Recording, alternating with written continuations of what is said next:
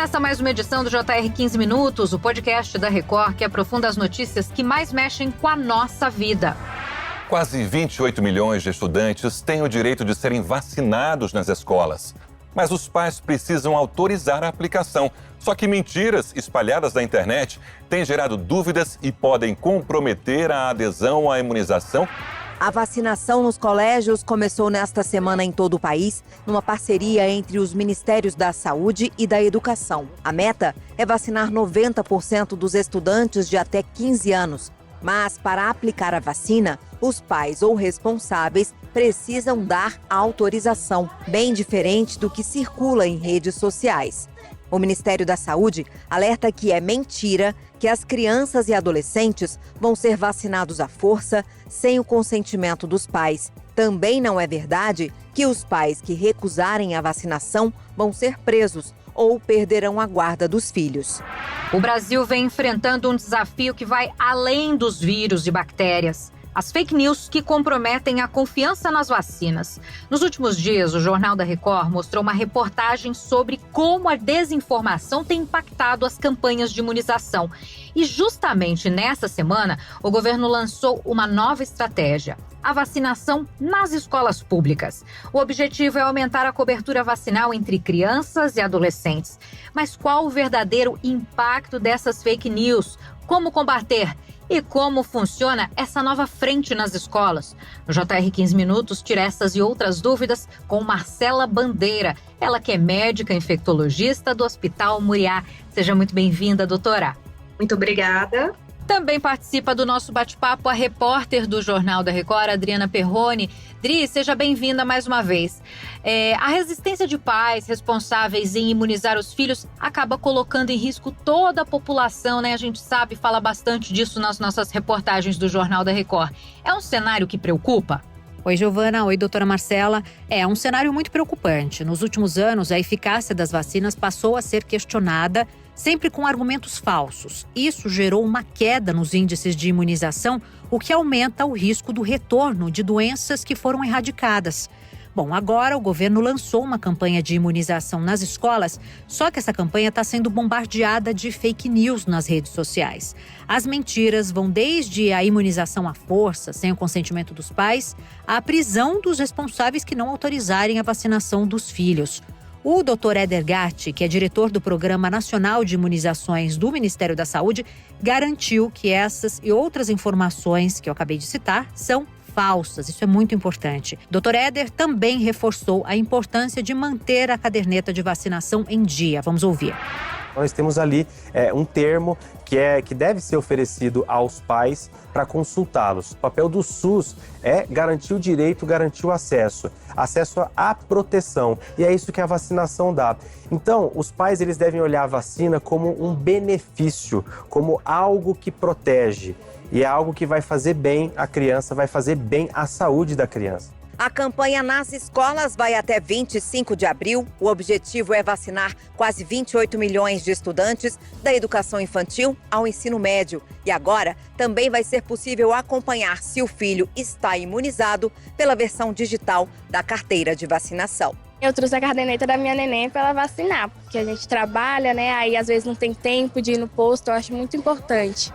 Doutora Marcela, por que esse tipo de fake news ganha tanta força, hein? Então, Adriana, esse tipo de fake news ganha força por causa da falta do conhecimento científico da população.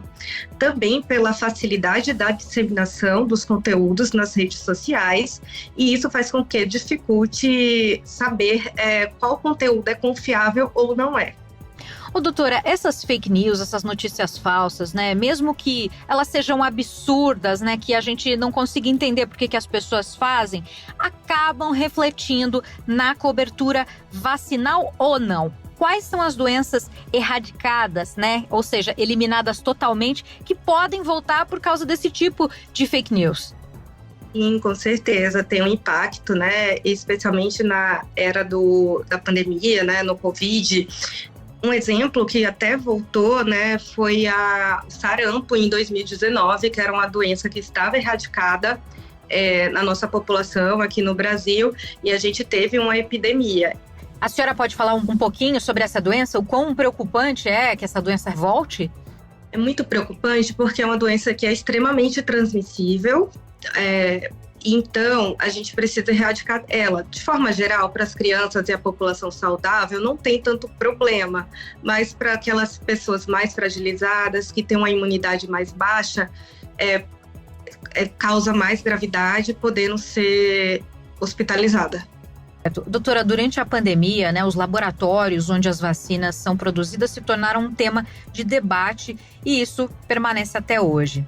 É importante destacar que todas as empresas que fornecem vacinas para o SUS e também para as clínicas particulares passam por um longo processo até a liberação, né? Isso também acontece com imunizantes. Nesse sentido, se a vacina é oferecida, ela é segura?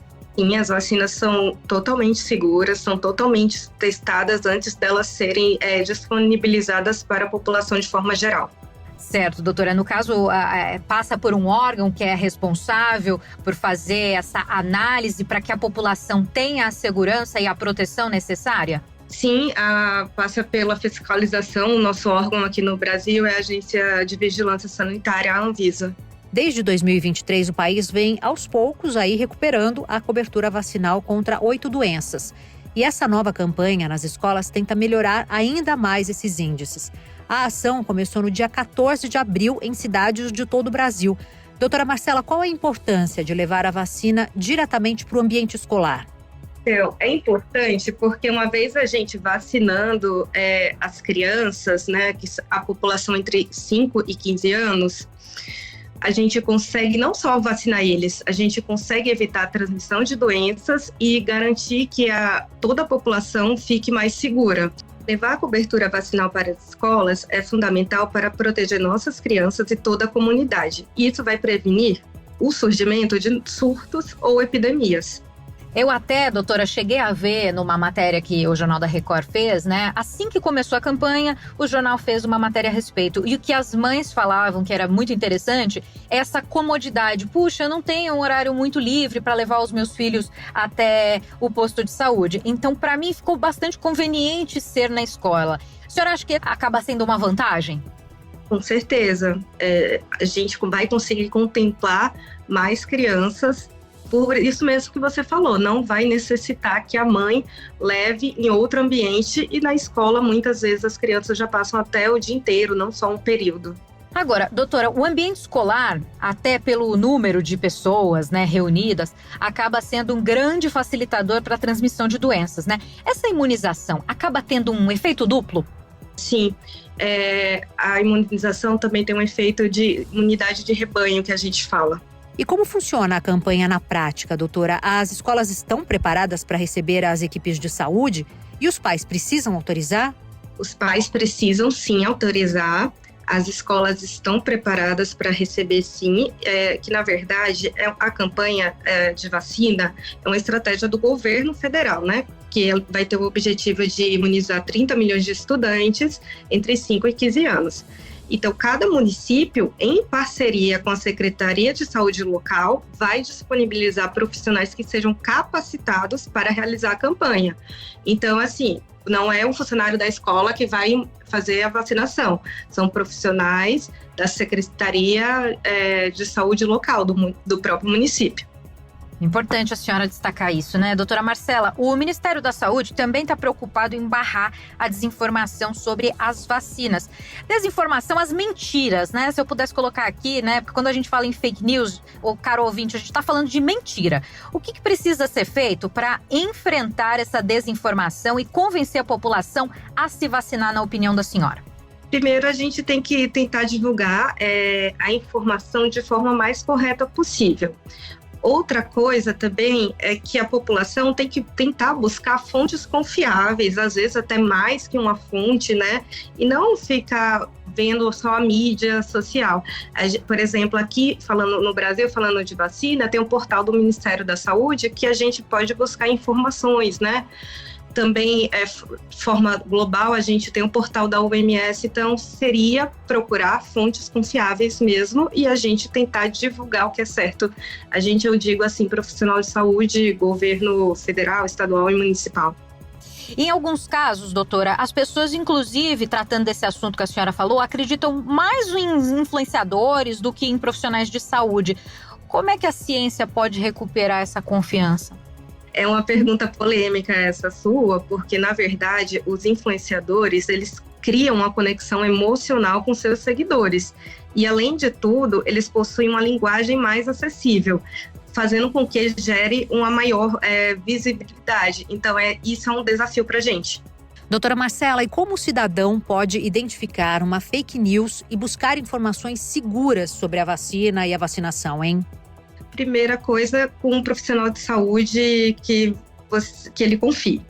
Essa é a melhor forma. E outra forma é buscar no portal do Ministério da Saúde, até mesmo na Anvisa aqui no Brasil. Doutora, e qual é o papel dos profissionais da saúde na comunicação com a população? Hoje a atuação tem que ir além do consultório médico, né? Os profissionais de saúde, eles têm um papel fundamental. É necessário que a gente faça uma desmistificação de informações erradas. Com isso, a gente vai promover práticas preventivas, né? E outra coisa que é fundamental é que não só o médico seja responsável por encaminhar para vacinar, né? Então, precisa que todos os profissionais de saúde exerçam esse papel também. Qual é a mensagem para os pais que ainda estão inseguros em relação à vacinação dos filhos? A mensagem que eu tenho para falar para os pais é que, por favor, vacinem seus filhos. As vacinas são extremamente seguras e eficazes. Elas são respaldadas por décadas de pesquisas científicas e são monitoradas por profissionais qualificados. Então, podem vacinar de forma muito tranquila. Quando a vacinação não é feita, doutora, o que pode acontecer com essa criança? Nós estamos falando principalmente de crianças que ainda estão na escola, né? Primeiramente, a criança pode adoecer. Então, não vacinar não é algo seguro, porque está expondo as crianças a ficar doente, fora que também a criança, se for uma doença que seja infecto-contagiosa, com alta transmissibilidade, vai transmitir para outras pessoas. Então, não vai deixá-las mais seguras. E essa campanha do governo federal, a senhora acha que é suficiente ou que também deve ter, por exemplo, uma campanha de conscientização da vacina, continuar nesse trajeto, mas não só com a campanha, também com informação relacionada à comunicação? É um bom começo, mas a gente não pode só vacinar as crianças e adolescentes. A gente precisa vacinar a população de forma geral. Doutora, importante a senhora ter falado sobre a vacinação de maneira geral, né? Por exemplo, a vacina da gripe já está disponível nos postos de vacinação, tanto para crianças de 6 meses a menores de 6 anos, gestantes, idosos a partir de 60 anos. A Cecília, de 5 anos, segurou forte a mão da amiga e ganhou coragem para se vacinar contra a gripe nesta segunda-feira. Não chorei, não. E daí a minha amiga segurou minha mão e não doeu. Então, quem puder já vai se vacinar contra a influenza. É um risco a menos para a saúde das pessoas, né? Para pegar a forma grave da doença.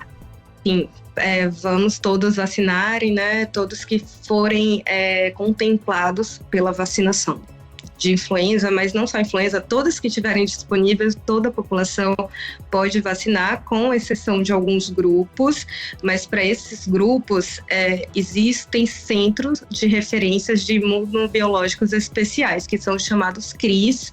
Então, esses grupos que têm alguma contraindicação, esses centros já fazem as orientações. Interessante a senhora tocar nesse ponto. Então, para a gente encerrar, pessoas que não podem receber vacina são normalmente orientadas pelo próprio médico que cuida da pessoa, né, doutora? Isso. Ela possivelmente não vai precisar buscar informação se pode ou não pode. Já são pessoas com doenças crônicas, né, pacientes com doenças crônicas, e o próprio médico vai fazer as orientações. Termina aqui a edição de número 1150 do podcast 15 Minutos. Eu agradeço a participação da médica Marcela Bandeira, que é infectologista do Hospital Moriá. Doutora Marcela, muito obrigada pelos esclarecimentos e pela entrevista. Eu que agradeço. Agradeço também a participação de Adriana Perrone, repórter do Jornal da Record. Obrigada, Adri. Até a próxima. Giovana, doutora Marcela, eu que agradeço. Um abraço a todos. Esse podcast contou com a produção de David Bezerra, das estagiárias Amanda Fusita, Isabela Santos e Yasmin Logrado. Sonoplastia, Diego Marcondes. Coordenação de conteúdo, Daniel Almeida. Direção editorial, Tiago Contreira. Vice-presidente de jornalismo, Antônio Guerreiro. E você pode acompanhar o JR 15 Minutos no portal r7.com, nas redes sociais do Jornal da Record e nas principais plataformas de streaming. A gente te espera no próximo episódio. Até lá!